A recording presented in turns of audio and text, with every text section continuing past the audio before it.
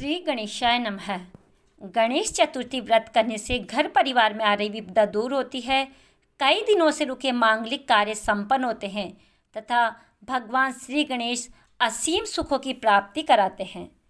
आइए हम आपको गणेश चतुर्थी से संबंधित 4 कथाएं बताने के लिए जा रहे हैं। पहली कथा, पौराणिक व प्रचलित श्री गणेश कथा के अनुसार एक बार देवता कई विपदाओं से घिरे हुए थे। तब वह मदद मांगने भगवान शिव के पास आए। उस समय शिव के साथ कार्तिकेय जी तथा गणेश जी बैठे थे। देवताओं की बात सुनकर शिव जी ने कार्तिकेय व गणेश जी से पूछा कि तुम में से कौन देवताओं के कष्टों का निवारण कर सकता है। तब कार्तिक व गणेश जी दोनों ने ही स्वयं को इस कार्य के लिए सक्षम बताया। इस पर भगवान शिव ने दोनों की परीक्षा लेते हुए कहा कि तुम दोनों में से जो सबसे पहले पृथ्वी की परिक्रमा करके आएगा वही देवताओं की मदद करने जाएगा। भगवान शिव के मुख से ये वचन सुनते ही कार्तिकेय जी अपने वाहन मोर पर बैठकर पृथ्वी की परिक्रमा के लिए निकल गए। परंतु गणेश जी सोच में पड़ गए कि वह चूहे के ऊपर चढ़कर सारी पृथ्वी की परिक्रमा कैसे करेंगे। इस कार्य में तो उन्हें बहुत समय लग जाएगा। तभी उन्हें एक उपाय सूझा। गणेश जी अपने स्थान से उठे और अपने माता पिता की 7 बार परिक्रमा करके वापस बैठ गए। परिक्रमा करके लौटने पर कार्तिकेय स्वयं को विजेता बताने लगे। तब शिव जी ने श्री गणेश जी से पृथ्वी की परिक्रमा न करने का कारण पूछा। तब गणेश जी ने कहा, माता पिता के चरणों में ही समस्त लोक है। यह सुनकर भगवान शिव ने गणेश जी को देवताओं का संकट दूर करने की आज्ञा दी। गणेश चतुर्थी व्रत की दूसरी कथा। एक समय की बात है, राजा हरिश्चंद्र के राज्य में एक कुम्हार था। वह मिट्टी के बर्तन बनाता, लेकिन वे कच्चे रह जाते थे। एक पुजारी की सलाह पर उसने समस्या को दूर करने के लिए एक छोटे बालक को मिट्टी के बर्तनों के साथ आहों में डाल दिया। उस दिन गणेश चतुर्थी का दिन था। उस बच्चे की माँ अपने बेटे के लिए परेशान थी। उसने गणेश जी से बेटे की कुशलता की प्रार्थना की। दूसरे दिन जब कुमार ने उठकर देखा तो आहों में उसके बर्तन तो पक गए थे, लेकिन बच्चे का बाल भी बाका नहीं हुआ था। वह डर गया और राजा के दरबार में जाकर सारी घटना बताई। इसके बाद राजा ने उस बच्चे और उसकी माँ को बुलवाया तो माँ ने सभी तरह के विघ्न को दूर करने वाली गणेश चतुर्थी व्रत का वर्णन किया। कथा, एक समय की बात है, विष्णु भगवान का विवाह लक्ष्मी जी के साथ निश्चित हो गया। विवाह की तैयारी होने लगी। सभी देवताओं को निमंत्रण भेजे गए, परंतु गणेश जी को निमंत्रण नहीं दिया गया। कारण जो भी रहा हो, अब भगवान विष्णु की बारात जाने का समय आ गया। सभी देवता अपनी पत्नियों के साथ विवाह समारोह में आए। उन सब ने देखा कि गणेश जी कहीं दिखाई नहीं दे रहे थे। तब वे आपस में चर्चा करने लगे, क्या गणेश जी को न्योता नहीं गया है या स्वयं गणेश जी ही नहीं आए हैं। सभी को इस बात पर आश्चर्य होने लगा। तभी सबने विचार किया कि विष्णु भगवान से इसका कारण पूछा जाए। विष्णु भगवान से पूछने पर उन्होंने कहा कि हमने गणेश जी के पिता भोलेनाथ महादेव को न्योता भेजा है। यदि गणेश जी अपने पिता के साथ आना चाहते तो आ जाते। अलग से न्योता देने की कोई आवश्यकता भी नहीं थी।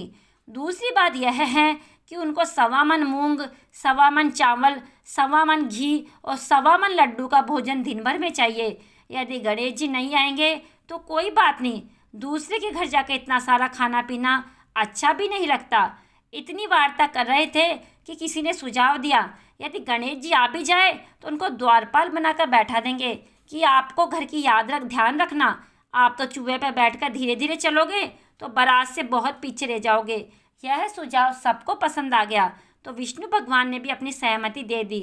होना क्या था, इतने में गणेश जी वहां आ पहुंचे और उन्हें समझा बुझाकर घर की रखवाली करने बैठा दिया। बारात चल दी।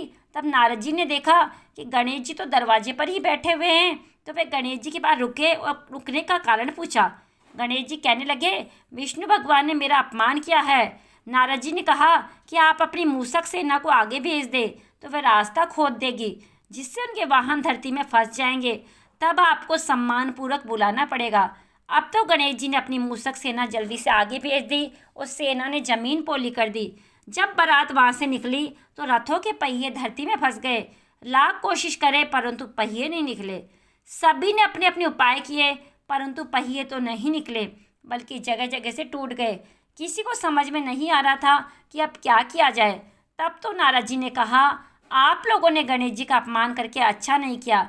यदि उन्हें मना कर लाया जाए तो आपका कार्य सिद्ध हो सकता है और ये संकट भी टल सकता है। शंकर भगवान ने अपने दूत नंदी को भेजा और वे गणेश जी को लेकर आए। गणेश जी का आदर सम्मान के साथ पूजन किया। तब कहीं रथ के पहिए निकले। अब रथ के पहिए निकल गए, परंतु वे टूट फूट गए तो उन्हें सुधारा कौन? पास के खेत में खाती काम कर रहा था, उसे बुलाया गया। खाती अपना कार्य करने के पहले श्री गणेशाय नमः कहकर गणेश जी की वंदना मन ही मन करने लगा। देखते ही देखते खाती ने सभी पहियों को ठीक कर दिया। तब खाती ने कहने लगा कि हे देवताओं, आपने सर्वप्रथम पूज्य गणेश जी को नहीं मनाया होगा और न ही उनकी पूजन की होगी, इसलिए तो आपके साथ ये संकट आया है। हम तो मूर्ख अज्ञानी हैं, फिर भी पहले गणेश जी को पूजते हैं, उनका ध्यान करते हैं। आप लोग तो देवतागण है, फिर भी गणेश जी को कैसे भूल गए? अब आप लोग भगवान श्री गणेश जी की जय बोलकर जाए तो आपके सब काम बन जाएंगे और कोई संकट भी नहीं आएगा। ऐसा कहते हुए बारात वहाँ से चल दी और विष्णु भगवान का लक्ष्मी जी के साथ विवाह संपन्न करा के सभी सकुशल घर लौट आए। चौथी कथा। श्री गणेश चतुर्थी व्रत की पौराणिक कथा के अनुसार एक बार भगवान शिव व माता पार्वती नर्मदा नदी के किनारे बैठे थे। वहाँ माता पार्वती ने भगवान शिव से समय व्यतीत करने के लिए चौपड़ खेलने को कहा। शिव जी चौपड़ खेलने के लिए तैयार हो गए, परंतु इस खेल में हार जीत का फैसला कौन करेगा, यह प्रश्न उनके समक्ष उठा तो भगवान शिव ने कुछ तिनके एकत्रित करके उसका एक पुतला बनाकर उसकी प्राण प्रतिष्ठा कर दी और पुतले से कहा, बेटा हम चौपड़ खेलना चाहते हैं, परंतु हमारी हार जीत का फैसला करने वाला कोई नहीं है, इसलिए तुम्हें बताना है कि हम दोनों में से कौन हारा और कौन जीता। उसके बाद भगवान शिव और माता पार्वती का चौपड़ खेलना शुरू हो गया। यह खेल 3 बार खेला गया और संयोग से तीनों बार माता पार्वती जीत गई। खेल समाप्त होने के बाद बालक से हार जीत का फैसला करने के लिए कहा गया तो उस बालक ने महादेव को विजयी बताया। यह सुनकर माता पार्वती क्रोधित हो गई और क्रोध में उन्होंने बालक को लंगड़ा होने, कीचड़ में पड़े रहने का श्राप दे दिया। बालक ने माता पार्वती से माफ़ी मांगी और कहा कि यह मुझसे अज्ञानतावश हुआ है, मैंने किसी द्वेष भाव में ऐसा नहीं किया। बालक द्वारा क्षमा मांगने पर माता ने कहा, यहाँ गणेश पूजन करने के लिए नाग कन्याएं आएगी, उनके कहे अनुसार तुम गणेश व्रत करो, ऐसा करने से तुम मुझे प्राप्त करोगे।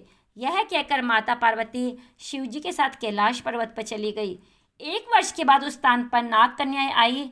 तब नाग कन्याओं से श्री गणेश जी के व्रत की विधि मालूम करने पर उस बालक ने 21 दिन लगातार गणेश जी का व्रत किया। उसकी श्रद्धा से गणेश जी प्रसन्न हुए। उन्होंने बालक को मनवांछित फल मांगने के लिए कहा। उस पर बालक ने कहा, हे विनायक, मुझे इतनी शक्ति दीजिए कि मैं अपने पैरों से चलकर अपने माता पिता के साथ कैलाश पर्वत पर पहुंच सकूं और वह देख सकूं। तब बालक को वरदान देकर श्री गणेश अंतर्ध्यान हो गए। इसके बाद वह बालक कैलाश पर्वत पर पहुंच गया और कैलाश पर्वत पर पहुंचने की अपनी कथा उसने भगवान शिव को सुनाई। चौपड़ वाले दिन से माता पार्वती शिव जी से विमुख हो गई थी। अतः देवी के रुष्ट होने पर भगवान शिव ने भी बालक के बतानुसार 21 दिनों तक श्री गणेश का व्रत किया। इस व्रत के प्रभाव से माता पार्वती के मन से भगवान शिव के लिए जो नाराजगी थी वह समाप्त हो गई। तब यह व्रत विधि भगवान शंकर ने माता पार्वती को बताई। यह सुनकर माता पार्वती के मन में भी अपने पुत्र कार्तिकेय से मिलने की इच्छा जागृत हुई। तब माता पार्वती ने भी 21 दिन तक श्री गणेश का व्रत किया तथा दुर्वा, फूल और लड्डुओं से गणेश जी का पूजन अर्चन किया। व्रत के 21वें दिन कार्तिकेय जी स्वयं माता पार्वती जी से आ मिले। उस दिन से श्री गणेश चतुर्थी का यह व्रत समस्त मनोकामनाओं की पूर्ति करने वाला व्रत माना जाता है।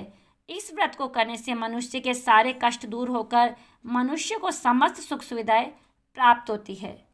अगर आपको वीडियो पसंद आया हो तो वीडियो को लाइक अवश्य करें और चैनल को सब्सक्राइब करना ना भूलें। आप सभी को गणेश चतुर्थी व्रत की बहुत बहुत शुभकामनाएं। जय गणेश।